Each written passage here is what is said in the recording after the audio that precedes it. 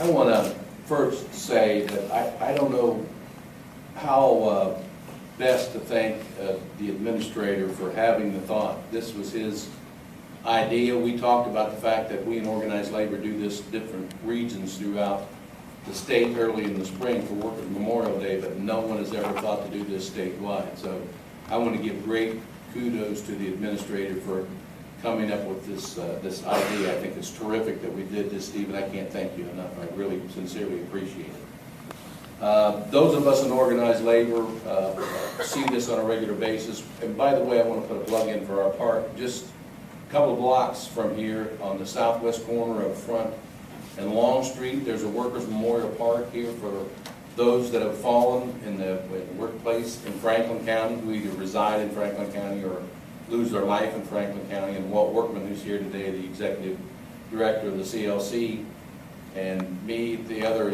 board members from the CLC, and many, many other folks from, predominantly from the House of Labor, but other folks that are just workers that were not members of a labor union, built that park, and we're very proud of it. If you haven't visited, I hope that you will. Also, my eyes were opened so much, and it seems like it's almost impossible, Phil, because we started this, that's 4 years ago that I've been on the board, and you know, and of course I came to this job like every other job. I already knew everything when I got here, and discovered how little I knew about the Bureau of Workers' Comp and what they do here, and what Tina has done, and delivering service to the injured worker, and Abe Altarani with Safety and Health, and all the other staff here at the Bureau, from the previous administrator and carried on through Administrator Buehrer, has just been tremendous. The change and the length of time that it takes to adjudicate a claim, all the things that have happened here, there's been great work done here at the BWC and with the IC, and we sincerely appreciate all that. Yet, we have 100+ names that have lost their life in the past year. So we're making great strides in the area of safety and health and in delivering service to injured workers, but there's much work to do. I thought about this for a moment. I've only shared this a few times publicly, and I'm going to today. I think this is an important enough an event that I want to take a minute, if you'll bear with me, to share a little personal story with you, and I'm going to take you back a long time, back to a Tuesday morning, April 13th of 1976. And I was finishing, just getting out of the shower and finishing the third shift at Buckeye Steel. And my father was just starting his shift, 40 minutes into his shift on day shift in the same facility, when we got word that there was a double fatality, and an overhead electric traveling crane had decapitated 2 people on a work platform in the bolster and frame building there. Those 2 people were William Caldwell, my father, and Bill Stafford, a very good friend of mine.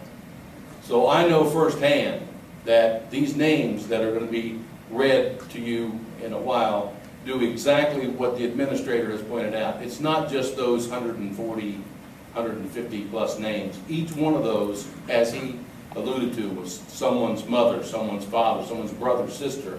Many, many people are impacted as a result of that. My younger son never got the opportunity to know my dad because of that accident. So it is an impact that goes well beyond the names that are going to be read.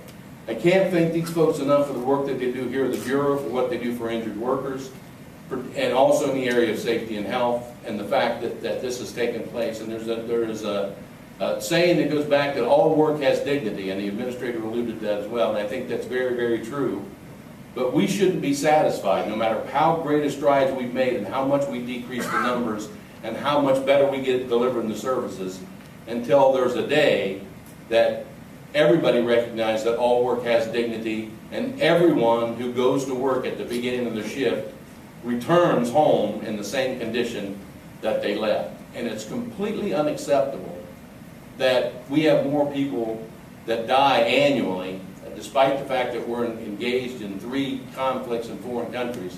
We have more people die annually here in this country from work-related injuries and illness than we do in those armed conflicts. So we've got much work to do. We have done great work, but we have much, much work to do. And I want to once again thank all the staff here at BWC for what they do, and thank the administrator for this opportunity and this gathering here today. Thank you.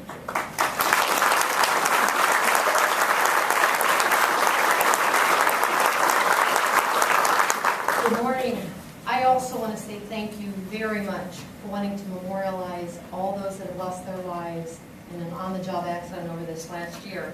And I'm sure everyone in here will agree, there's no doubt one death is too many. And that is why we need to remember them and honor them today. And as I've always said, safety takes no sides, so it's important that it must be taken serious by all and at all times.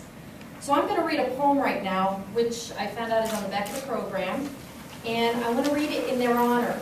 It was written by Mike Baird, who is with Lodge 12, the International Association of Machinists and Aerospace Workers. It's Memorial for Workers. I write these words of honor for those who gave their lives, and to their families, their husbands, and to their wives. For those whose lives were spent doing what they must, working for a living like every one of us.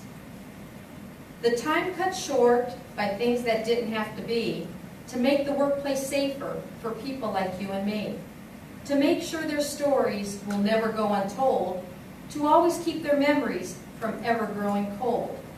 We must remember the price they all had to pay when we honor the men and women on Workers' Memorial Day. Thank you.